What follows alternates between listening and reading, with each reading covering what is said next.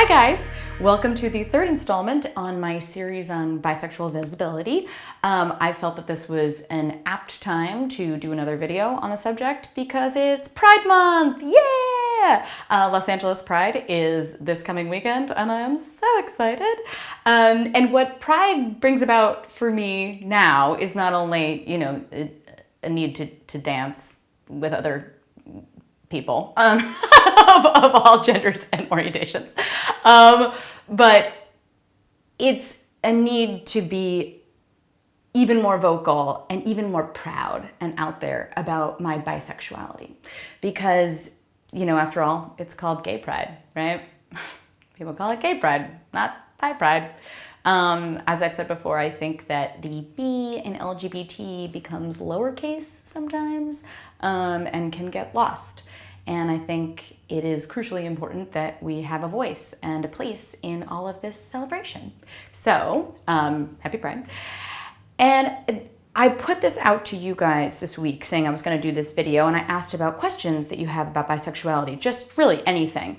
So many wonderful questions came in. Thank you for that.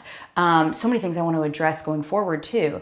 But one theme that kept coming up was the sort of strict definition or identity of bisexuality versus like pansexuality, bi-curious, just sort of that spectrum. And, how do you know if you are bisexual?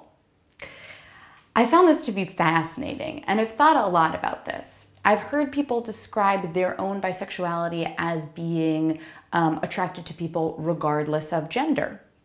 For me, I have defined it as an attraction to men and women, to cisgendered men and women, although now I have more trans friends who are very attractive and I can't really leave them out. So then, does that mean I'm pansexual now?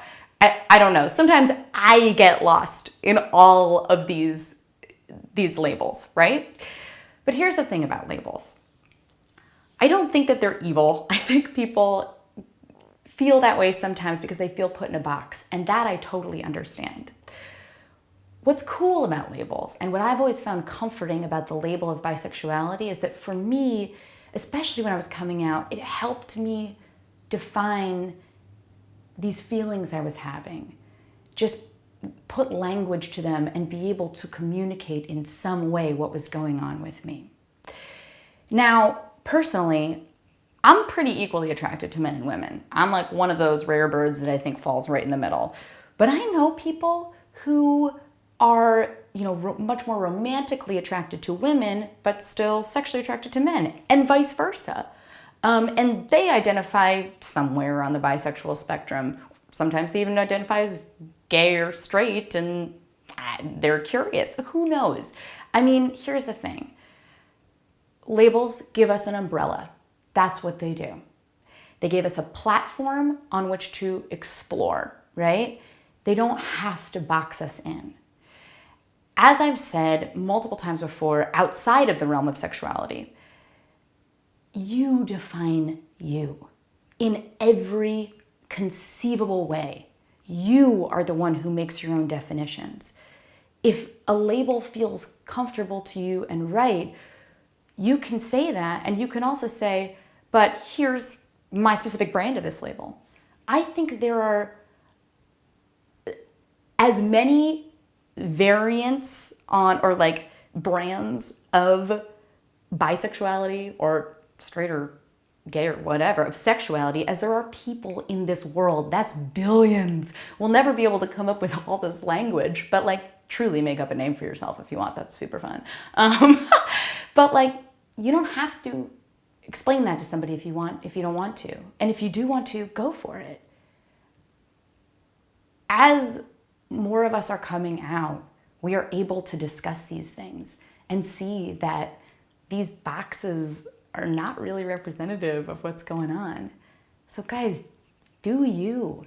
Define yourselves with whatever words, whatever terms you want. Make something up. Geez, Shakespeare made up 50 words at least. The word stuff. Shakespeare made up the word stuff. Okay, so be Shakespeare. make up the next stuff for yourself.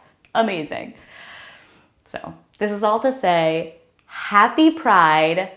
If you are bisexual, if you're thinking maybe you fall under that umbrella, more power to you. If you fall anywhere, more power to you. Happy Pride. Thanks, guys.